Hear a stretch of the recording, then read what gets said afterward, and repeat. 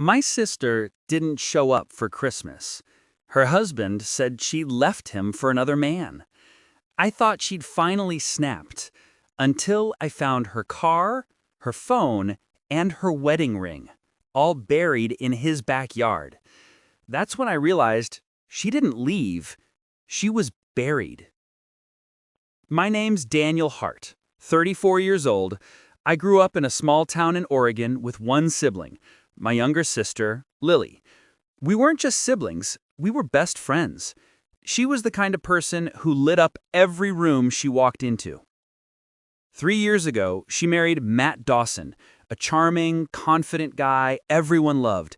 He was a local contractor, polite, well-dressed, the perfect son-in-law type. But something about him always felt off to me. Lily brushed it off. "He's just quiet," she'd say. "He works hard." This Christmas was supposed to be our family reunion. I was flying home from Seattle, and Lily had promised to bring her famous pecan pie. Mom decorated the house, Dad was grilling outside, even in the snow. It was supposed to be perfect. But when Christmas Eve came, Lily didn't show up. At first, we thought she was running late. Then hours passed. Her phone went straight to voicemail. Mom called Matt. He picked up instantly. "Hey, is Lily with you?" Mom asked, voice trembling. There was a long pause. Then he said, calm as ever, "She's gone." "What do you mean, gone?"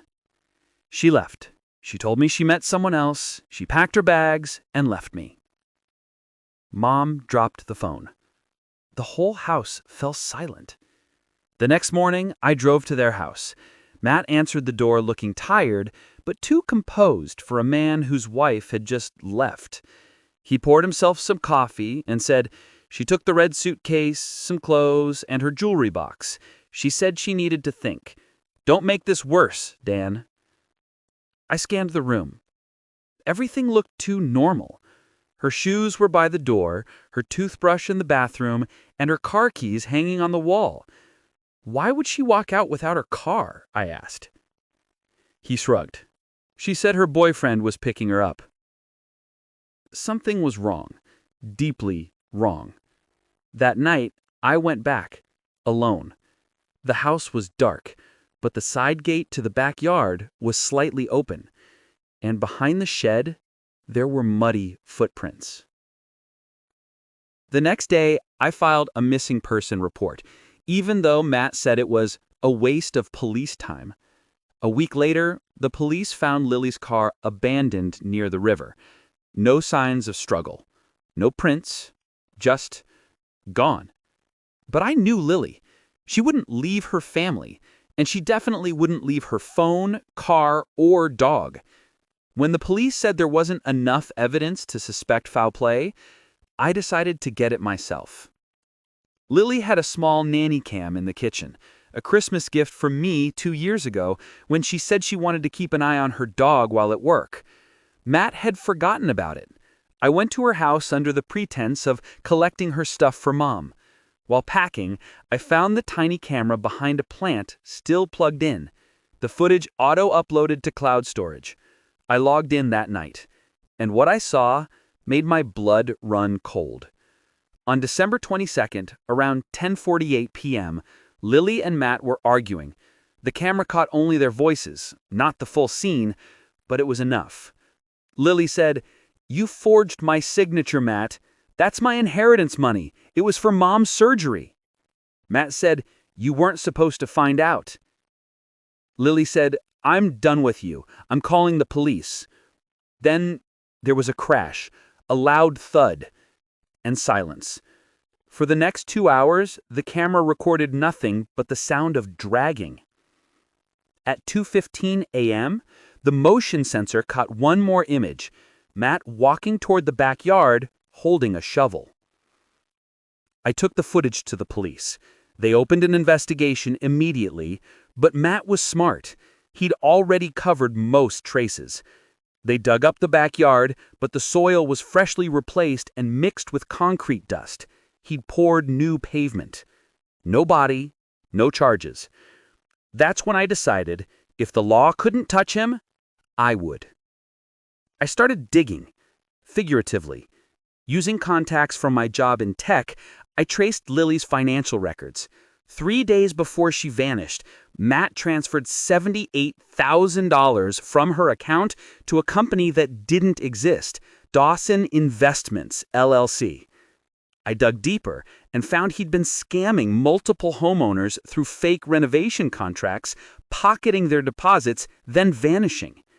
If I could tie that to Lily's disappearance, I could bury him legally. I set up a fake identity as Adam Gray, a supposed investor looking to fund construction projects.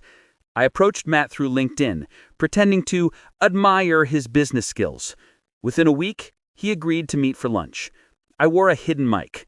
He bragged for hours about projects, fast cash, and people who don't understand risk. He even hinted at insurance money from his missing wife. That was it. I turned everything over to the detective handling Lily's case, along with the audio and all the fake business documents I'd set up to expose his fraud. 2 weeks later, FBI agents raided his office. He was charged with financial fraud, tax evasion, and obstruction of justice. Then came the real break. During excavation of his construction site, they found a plastic bin containing Lily's jewelry box, phone, and the red suitcase. The evidence was undeniable.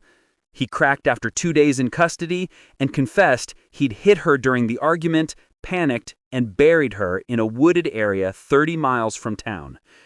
They found her body near a creek. I was there when they brought her home.